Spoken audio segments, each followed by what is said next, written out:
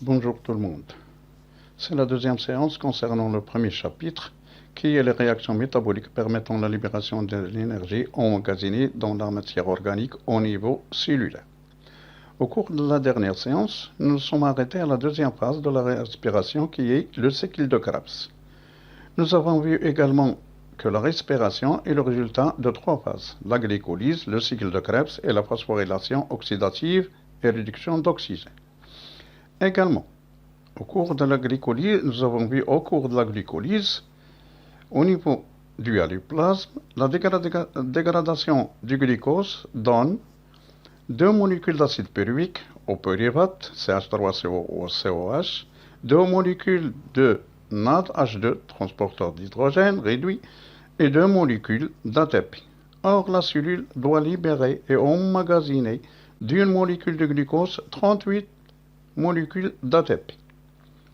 Et pour ce faire, la cellule doit dégrader l'acide pyruvique, qui est une molécule organique très riche en énergie.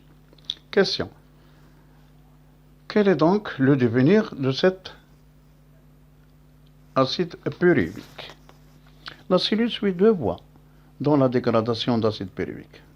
La première, en absence d'oxygène, la dégradation d'acide pyruvique va se faire au niveau du plasme et c'est ce qu'on appelle la fermentation.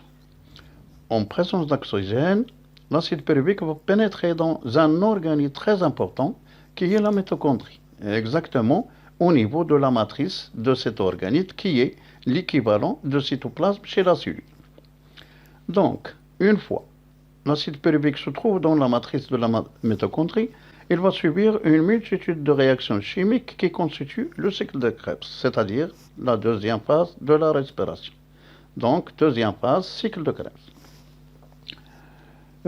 Avant d'entamer l'explication de cette phrase, il faut rappeler que la matrice de la mitochondrie contient tous les éléments nécessaires pour la réalisation de cette phase. Par exemple, des enzymes spécifiques qui sont des décarboxylases et des déshydrogénases, des transporteurs d'hydrogène NAD+, et FAD+, à l'état oxydé, des ADP et des phosphates PI, l'oxygène, etc. Après ce rappel, le cycle de Krebs peut également être divisé en deux parties. La première partie, c'est l'oxydation de l'acide pyruvique pour donner un composé qui s'appelle l'acétylcoenzyme A, avec formation de CO2 et formation d'un transporteur d'hydrogène NADH2. Au cours de cette transformation ou bien de cette oxydation, cet acide pyruvique ou pyruvate issu de la glycolyse, au niveau de la matrice et en présence d'oxygène, va se transformer en acétylcoenzyme A par trois types de réactions. Une décarboxylation, ça veut dire libération de carbone, et ce carbone va se fixer avec, ou bien s'associer avec l'oxygène pour donner du CO2. Une déshydrogénation, c'est-à-dire la libération des protons H+, qui vont être fixés par NAD+, pour devenir NADH2. Et en fin de compte, une troisième réaction, c'est une liaison de coenzyme A avec le radical acétyl pour donner acétylcoenzyme A. C'est la première partie. La deuxième partie, c'est le cycle de Krebs proprement dit. Le cycle de Krebs est une succession de réactions cycliques, d'oxyde de réduction catalysées par les enzymes, des enzymes spécifiques qu'on a citées tout à l'heure, c'est-à-dire des décarboxylases et des déshydrogénases. Ces réactions se déroulent bien sûr dans la matrice. Ce cycle de réaction débute par la liaison d'acétylcoenzyme A à un acide qui s'appelle l'acide oxaloacétique ou oxalate ou oxaloacétate un composé en C4 pour donner un composé qui est l'acide citrique ou citrate en un composé en C6. Au cours de ce passage, également,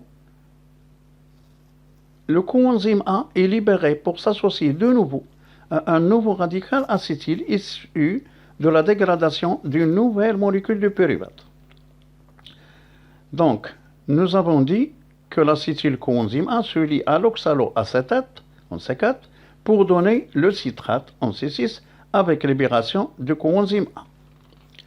Ce C4 ou citrate subit lui aussi des réactions de décarboxylation et par conséquent libération de carbone qui se fixe à l'oxygène et donne CO2 et une déshydrogénation et libération des protons H+ libérés qui vont être associés ou fixés par les transporteurs d'hydrogène NAD+ pour donner NADH2.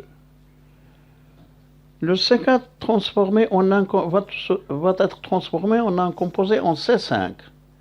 Ce dernier également va subir une déshydrogénation et une décarboxylation pour donner NADH2 et CO2.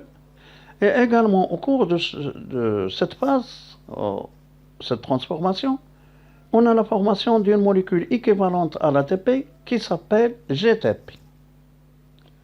La seule différence, on avait dit au début que l'ATP, c'est l'adenine ribose liée à 3 groupements phosphate H3PO4. Ici, GTP, c'est guanine ribose liée à 3 groupements phosphate H3PO4. Ou bien, comme on a nommé l'ADP également adénosine triphosphate, on nomme également GTP guanosine triphosphate. Revenons. Le composé en C5, après avoir subi ces réactions, donne un composé en C4 qui lui aussi va subir seulement des réactions de déshydrogénation et libération des H+ et la libération des protons H+ seront fixés par NAD+ pour donner NADH2 et FAD+ pour donner FADH2 et donne l'oxaloacétate, le composé initial. Donc, au cours de ces réactions cycliques du cycle de Krebs, on a un renouvellement de l'acétate ou l'acide oxaloacétique qui est nécessaire et qui est le produit initial nécessaire pour un nouveau cycle de Krebs.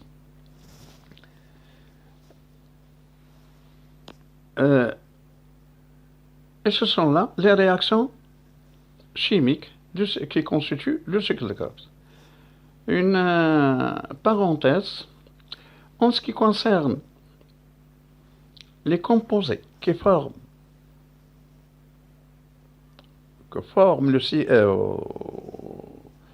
formés au cours du cycle de Krebs, il y a des publications où on nomme 6 composés, ça veut dire 4 composés plus l'acide oxaloacétique et l'acide citrique. Il y a autre publication qui publie le cycle de Krebs contient 7 composés. Ça veut dire 5 composés plus l'acide oxaloacétique et l'acide citrique. Il y a d'autres qui résument le cycle de Krebs en 4 composés, 2 plus l'acide oxaloacétique et l'acide citrique. Nous, pour faciliter les choses et puisqu'ils n'insistent pas sur le nombre ou bien les noms de ces composés formant le cycle de Krebs, on va se contenter de 4 composés, ça veut dire 2 plus l'acide oxaloacétique et l'acide citrique qui sont les plus importants. Ce qui est important d'ailleurs en cycle de Krebs, ce sont les transporteurs d'hydrogène et la formation des ATP. Parce que les transporteurs d'hydrogène, comme on va le voir, ce sont des composés très riches en énergie que la cellule va dégrader pour avoir les molécules d'ATP qui lui manquent. Et c'est la troisième phase de la respiration qui est la phosphorylation oxydative et la réduction d'oxygène.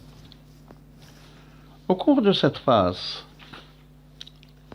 la cellule va réoxyder les transporteurs d'hydrogène pour extraire de l'énergie emmagasinée qui s'y trouve. Cette réoxydation va se faire au niveau de la membrane interne de la mitochondrie.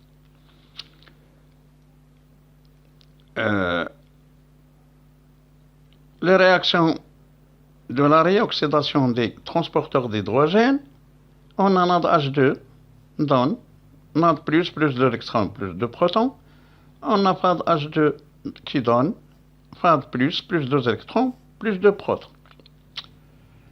Les électrons issus de cette réoxydation des transporteurs d'hydrogène vont être transportés par des complexes de la chaîne respiratoire qui sont des protéines intégrées dans la membrane interne de la mitochondrie. Ces électrons restent au niveau de cette membrane interne. Et au cours de ce transport, ces électrons vont libérer de l'énergie qui va être utilisée pour expulser les protons H+, de la matrice vers l'espace intermembranaire, c'est-à-dire l'espace entre la membrane extérieure et la membrane intérieure de la mitochondrie, ce qui va créer de part et d'autre de la membrane interne un gradient de concentration d'ion H+. Ce gradient sera considéré comme un réservoir énergétique très important.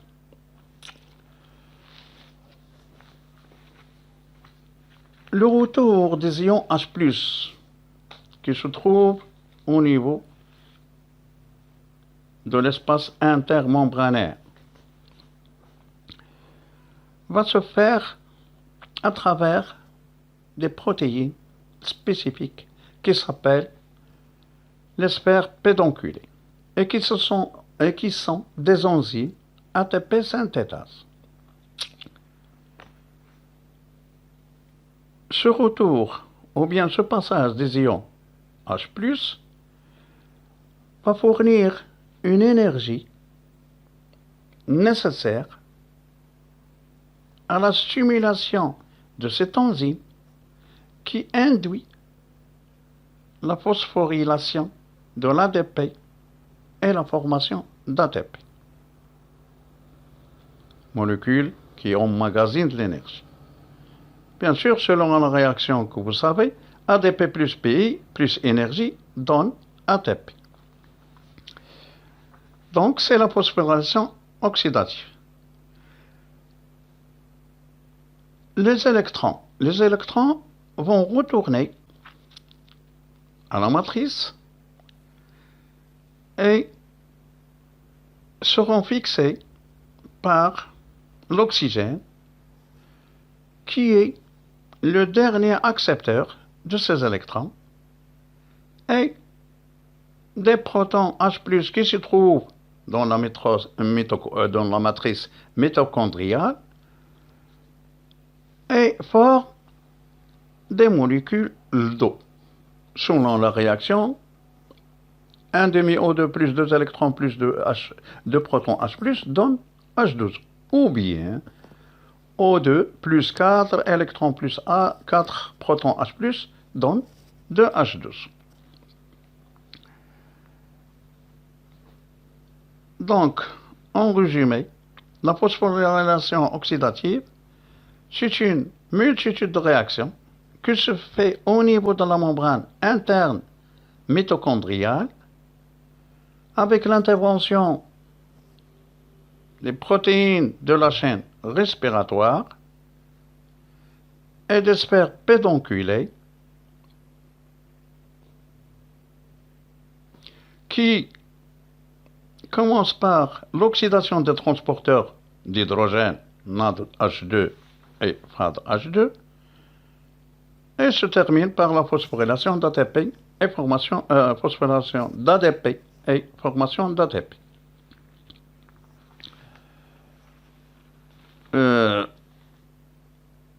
Notez bien que l'oxydation d'une molécule de NADH2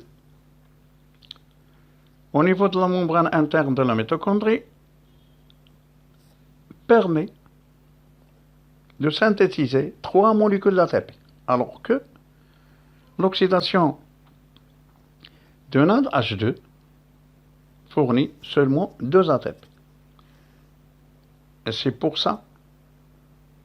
Et ça, ce qui explique au niveau de la glycolyse, ou bien la cellule peut extraire soit 38 ATP, soit 36 ATP. Je ne sais pas, est-ce que nous avons expliqué ceci ou non, mais je le répète. Au niveau de la glycolyse, lorsque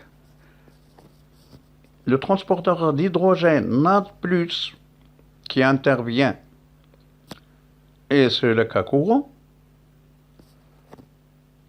et qu'une molécule, l'oxydation de NADH2 nous donne 3 ATP, et au cours de la glycolyse, on a 2 NADH2, donc 6 molécules d'ATP, plus 2 molécules d'ATP, ça veut dire 8. Et après, on aura 30 après, si vous le calculez. Mais quand le transporteur d'hydrogène au cours de la glycolyse est FAD, et ça, c'est rarement où se produit ceci, l'oxydation de FAD, comme on l'avait dit tout à l'heure, ne donne que 2 molécules d'ATP. Donc, 2 FADH2 nous donne 4 molécules d'ATP, plus les 2 molécules d'ATP, on a 6. Plus 30, ça veut dire 36. Donc voilà l'explication dans la différence lorsque vous trouvez 36 ATP ou bien 38 ATP. Donc on veut récapituler la respiration sous forme de bilan, réaction globale, c'est C6H12O6 plus 6CO2 qui nous donne 6CO2, 6H2 et 38 plus 38 ATP. Et voilà la troisième phase. Avec cette troisième phase, on a terminé les 3 phases de la respiration. Pour l'instant, je crois que ça suffit pour cette séance. La troisième séance sera consacrée à la publication du résumé, qui sera sous forme